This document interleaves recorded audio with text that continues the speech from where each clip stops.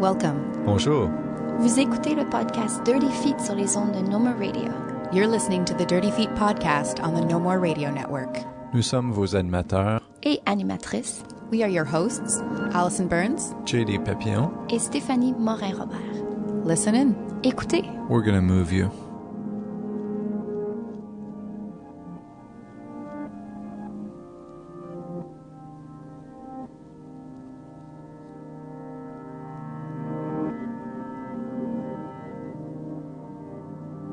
This is a special Fringe edition of the podcast. One of several episodes recorded while touring the circuit of the Canadian Association of Fringe Festivals during the summer of 2015. Fringe festivals showcase non-curated theater, dance, and other forms of art. You can learn more at fringefestivals.com.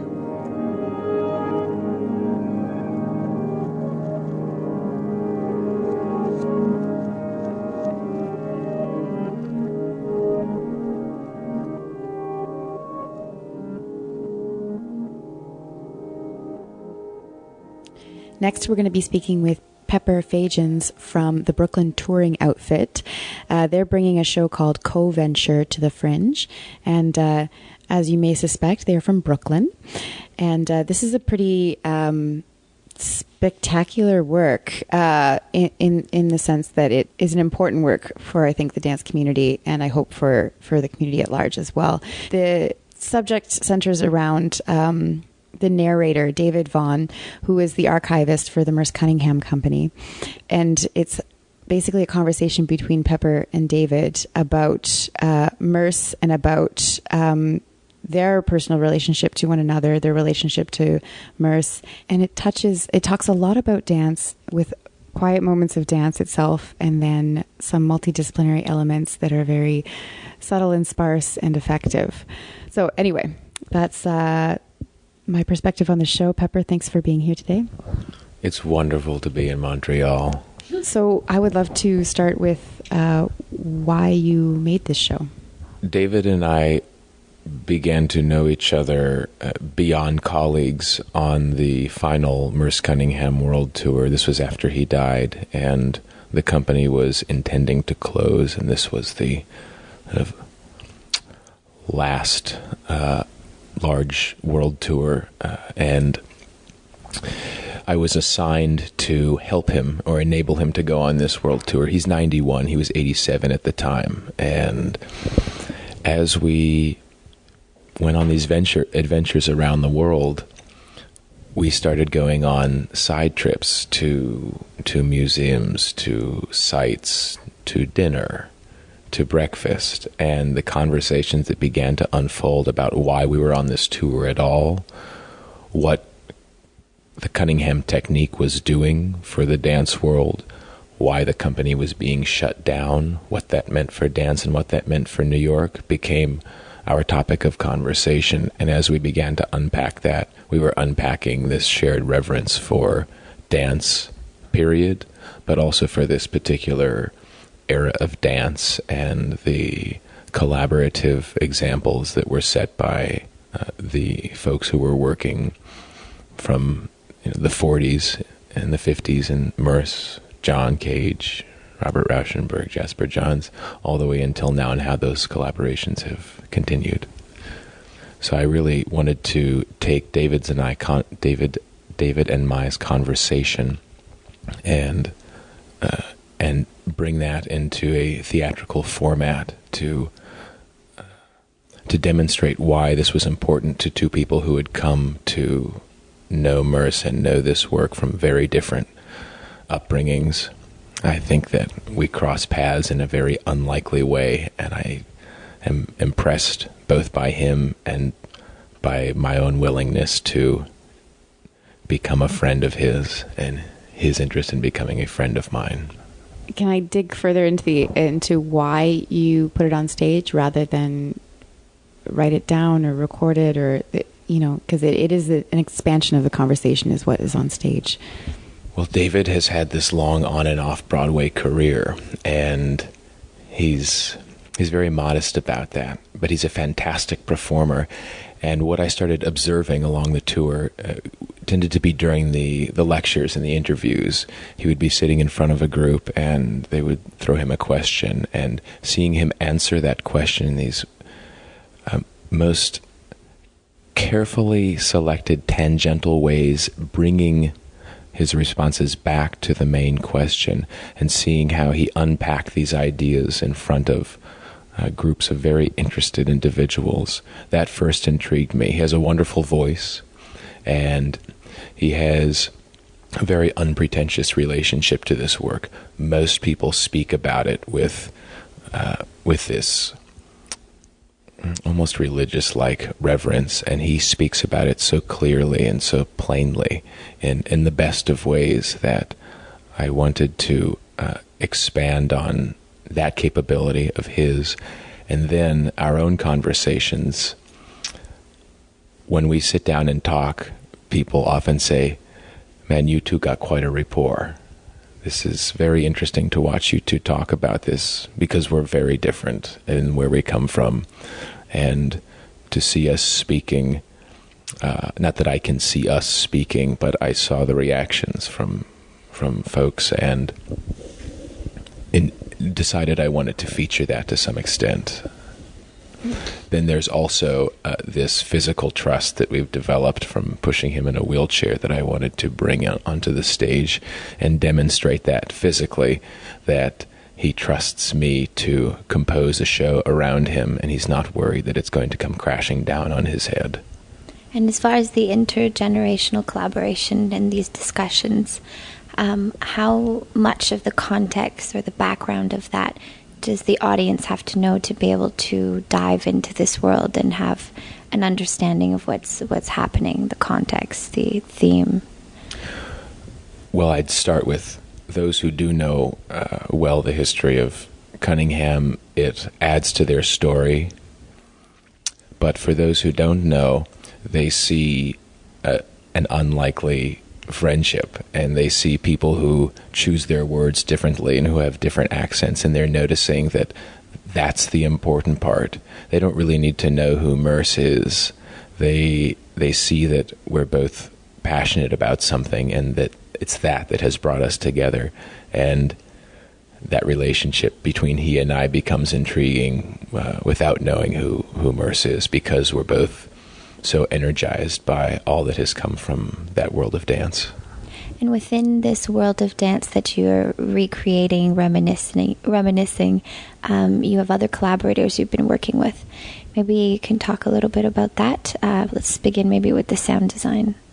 Yes, Joey Wolfslaw, an incredible sound designer, and talented beyond that, which includes wardrobe and scenic design, as well as a performer himself. He responded immediately to aspects of Cage's work and the use of silence and non-orchestral music, and creating an environment, taking sound away. In a lot of instances, it's actually the removal of very subtle tones, and you're left with this absence. And in that moment, it heightens your focus. What Merce was working with in the greatest of ways, and John as well, was looking at the model of, for example, in ballet, glissade, pas bourrée, jeté, grand jeté, and the orchestra follows that, bum ba da ba ba ba bum pow, and you know that that's coming several steps before it arrives. But for the music or for the sound to do something completely different, it's jarring, it's shocking, and it brings your attention directly to that moment. So taking out the guidance that music often provides for steps, and instead allowing an environment to intrigue your sense of how these things relate, the sound and the movement. So Joey was working with sometimes sampled pieces, and then a lot of tonal mixtures. Then there is Maiko Kikuchi, who was not able to come to Canada due to her artist visa. She's Japanese, and she cannot come back into the United States after she leaves. But she contributed this wonderful perspective. She sat and observed David and I speaking, hanging out, and I brought her into a kind of collaboration in which I would lay far too much information out in front of her and then ask her what she noticed and what she responded to and what intrigued her. She's got an incredible visual eye. She's an excellent designer and sculptor and object theater maker, new to performing herself, but a very good performer and very clear, not an ambiguous kind of a designer. So she chose these particular images that she was responding to, and this is where it relates back to David and I. She was intrigued by our conversations, so I allowed her to respond to the nature of he and I engaging in conversation. Then there's Christopher Green, who is a friend of both Maiko and myself, and we have all worked in object theater together, and he's got another very different, very cutting perspective, the kind that we need that I couldn't see from the inside, and Maiko, for language issues, cannot entirely articulate. And he would come in and ask questions that might be the kind that a dramaturg would bring up, but it was also about the context of what we were doing in New York. He's in his mid-40s, and he's seen art change in the last several decades, and bringing in his perspective about why any of this is significant or not, or what might be redundant, is very important. And he's removing redundancies and helping us feature the most important parts. That's really the main team. Going back to the concept of Cage's work and the inspiration behind that, and also I haven't seen the show, so I'm actually, it's quite interesting to have this conversation and then see it afterwards. But there's something really interesting about silence and time, in this sense of, I don't know if it's almost from an exterior point of view, it could almost be the different stages, I guess, of you being a younger version of David almost, I don't know if that's something that's maybe not at all in the show, but that these are images that are coming to me before having seen it. I would also say this about the collision of image and sound. We don't question when we're sitting in nature in a park and we hear these different birds communicating and the laughs of children and the motorcycle going by, and we see these colorful collages of people running, of airplanes gliding, and there's some harmony that comes from that. And we look at the sun, and it's a beautiful moment, and it's a beautiful day. But when we're in the theater, we need the music to indicate what the steps are going to do, or vice versa. When I really got to know Merce, I relaxed and began to watch performance in that same way that you might sit in a park and take it all in. You've also talked about the lights that way too, that you created the work in a place that was naturally lit, and then to have to adjust to the stage. Maybe that's a nice segue to talk a bit about your studio. Yes, we created this piece in Brooklyn Studios for Dance, which is a new studio in Clinton Hill in Brooklyn. It's a space that I have developed in cooperation with the Cadman Congregational Church, an active but dwindling congregation in the heart of Brooklyn that has served the Clinton Hill and Fort Greene communities since 1923. They had a defunct gymnasium in their building, and I work with them. I'm their custodian, and I proposed to them an idea about developing a dance studio and bringing modern dance into the building. There's a rich history of collaborations between churches and dance organizations in New York. You have Judson, you have St. Mark's. And this space, this gymnasium, it's got these wonderful wonderful windows that face to the west, and as the sun begins to pass the midpoint in the sky, the light starts to cast across that room, and it's brilliantly bright.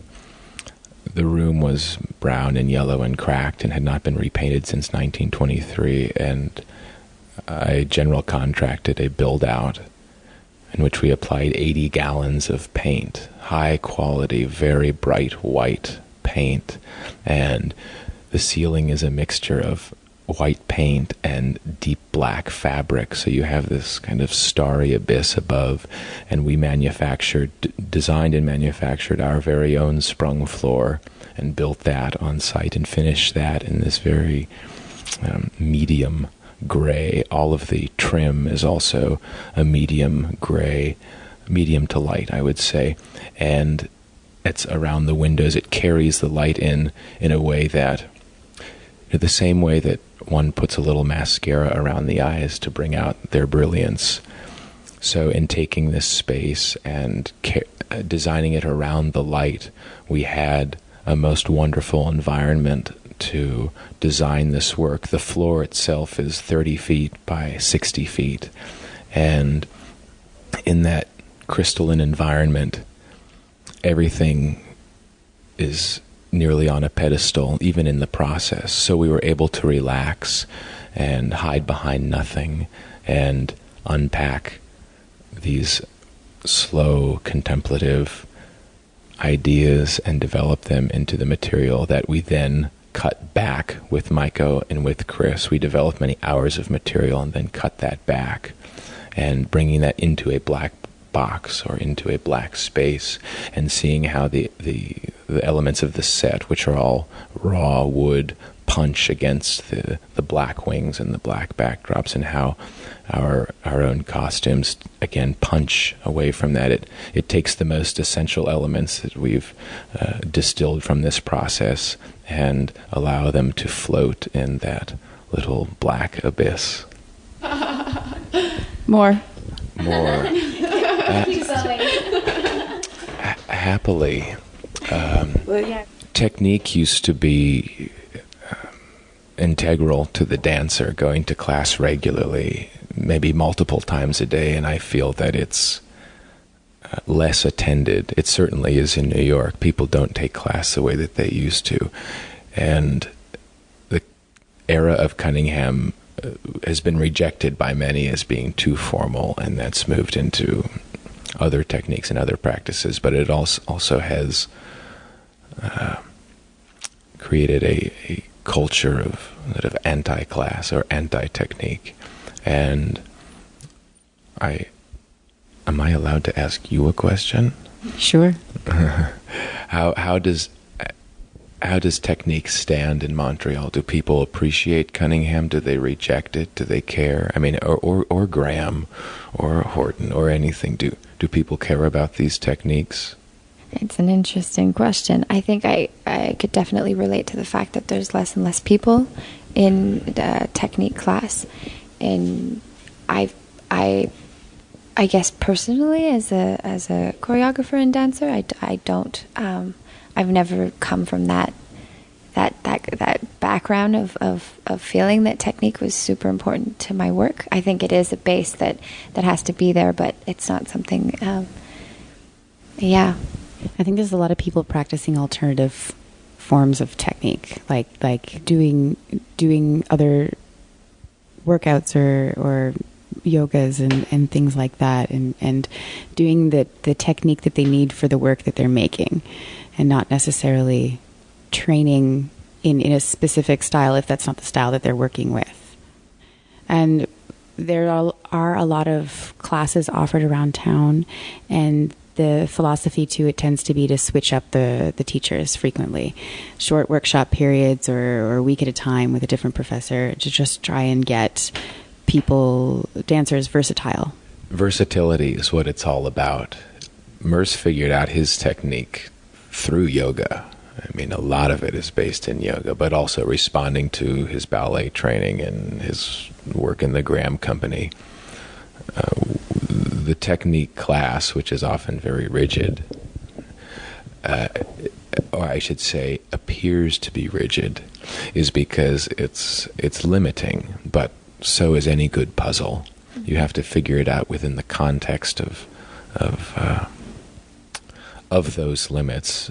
It's not like there are rules, but if you're given a certain number of steps and a certain sequence, and it is your job to get across the floor, it really provides anybody an opportunity to develop. And I think the major difference that between ballet and Merce's technique is that ballet is often talking about the position of the body, and Merce was far more interested in the opposition within the body.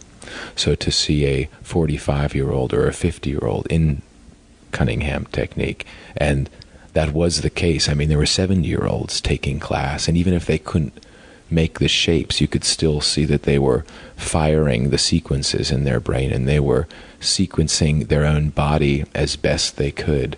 And then you see the 20-year-olds flying like show horses, and you see that relationship and you see that lineage. And Merce himself at the end was teaching class from his wheelchair, and he was able to speak the steps and the room would understand. I believe that this technique is just as important as any somatic practice or Pilates or yoga. It's as ancient as them in its importance. It just happens to come from this world of modern dance that is contested in its revolutions and its choreographers. And Pepper, what about you, having done world tours and then coming, and now you're focusing on your own work? Do you feel that your training has shifted at all? Are you going to different places to get different techniques or elements, or are you still are you continuing to push your training as far as researching the Merce technique?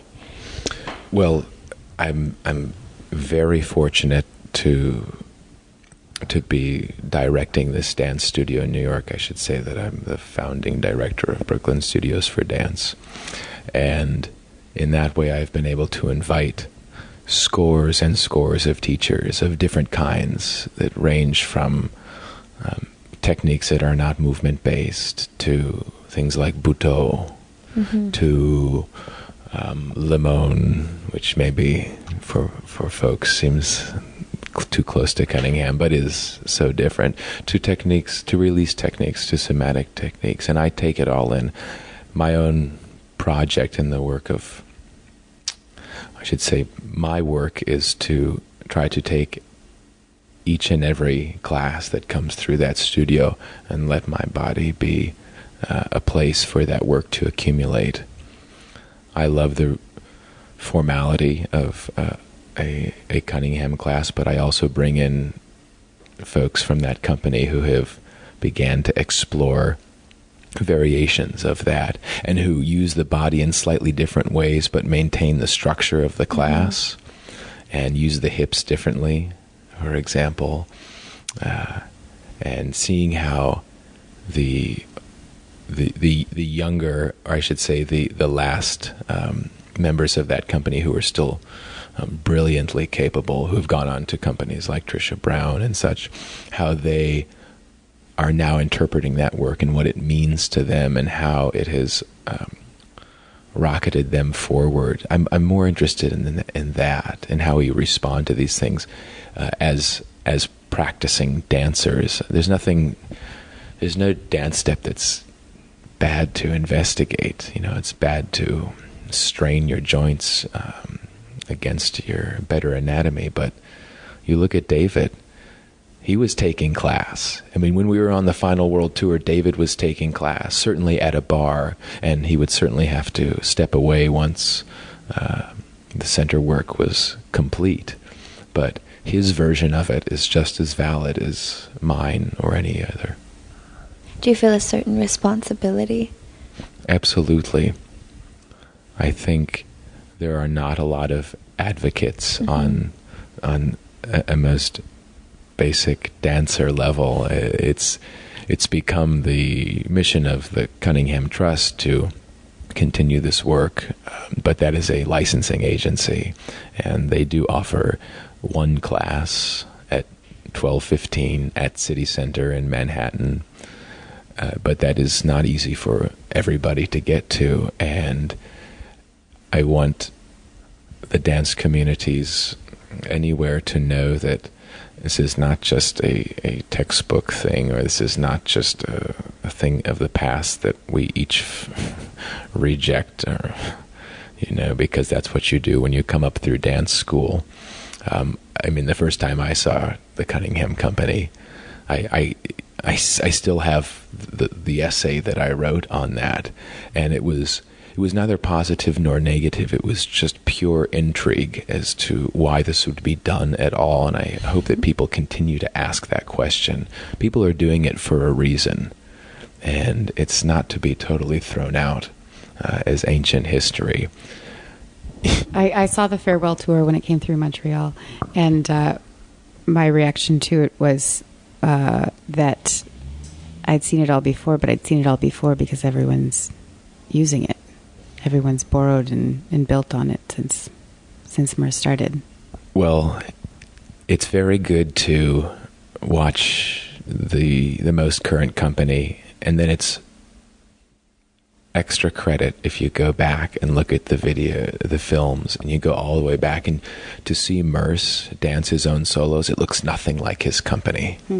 And he was using that process on his own body to maintain curiosity for himself. All his steps were always set, but you watch him dance, and he just looks like a wild animal exploring the stage, exploring how interesting it is to not do the same thing after the same thing after the same thing. I should say, a sequence of movements just for the sake of sequencing them, but figuring out ways to break that up for his own mind and for his own curiosity.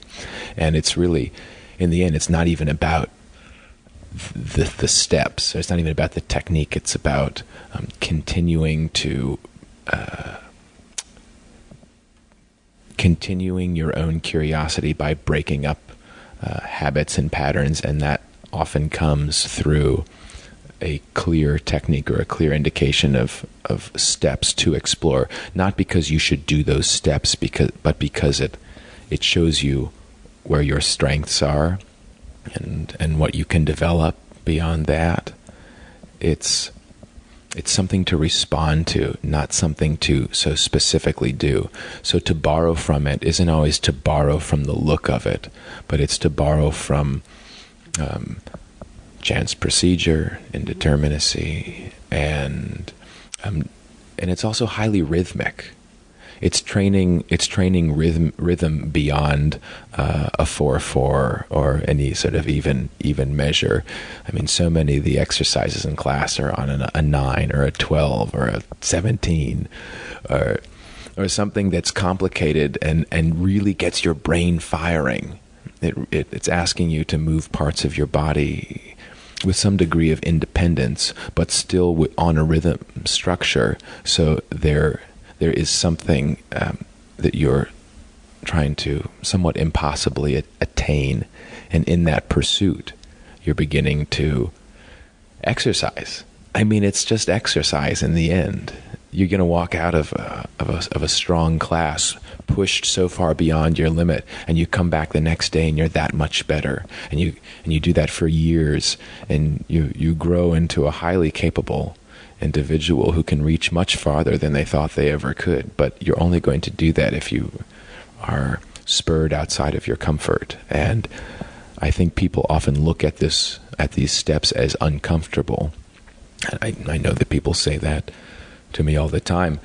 But then you look at the dancers who have found ease within these steps and have found freedom, and you see these various generations of the company members, and the way that they find joy in these steps. And when you see how brilliant they are on stage looking at each other, there's no direction for the face. Very few of the dances have direction for the face, so the dancers are just allowed to be happy when they are, depressed, if they are enjoying each other's company on stage. You watch the final company, and you can even you can see the final performances that were at the Park Avenue Armory in New York, and the high quality of camera that captured those last performances, and the subtlety, the inflection on their faces. It's pure joy. They're actively thinking. They're not confined by these specific steps. They're speaking brilliantly through them, and speaking to each other through them. There's a lot of joy in the Cunningham technique, and it just takes a devout pursuit to get to that place. Well, thank you very much for this conversation. We should bring this back to the fact that you do have a show at the St-Ambroise Montreal Fringe Festival called Co.Venture. The company is the Brooklyn Touring Outfit, and we've been speaking with Pepper Fajans. And your show is playing at the May, venue 9. And again, dates can be found at montrealfringe.ca. Thank you so much for joining us. Thank you so much for having us. We love being here. I cannot say that enough. And I also want to thank the venue, who has been a spectacular, nurturing group of technicians. We would not be able to bring this out so beautifully without them. And certainly to thank the Fringe, because I can't believe we've only been here for a week. I feel like I've been here for a year.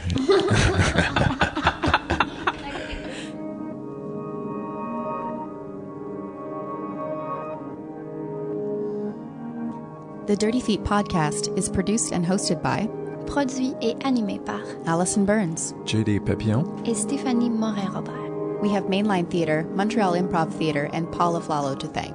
Merci pour le soutien. Vous pouvez visiter notre site web, écouter les derniers épisodes, lire notre blog, nous aimer sur Facebook et nous suivre sur Twitter. You can visit our website, listen to past episodes, read our blog, like us on Facebook, and follow us on Twitter. Show us some love and help us spread the word. Montrez-nous un peu d'amour et aidez-nous à passer le mot.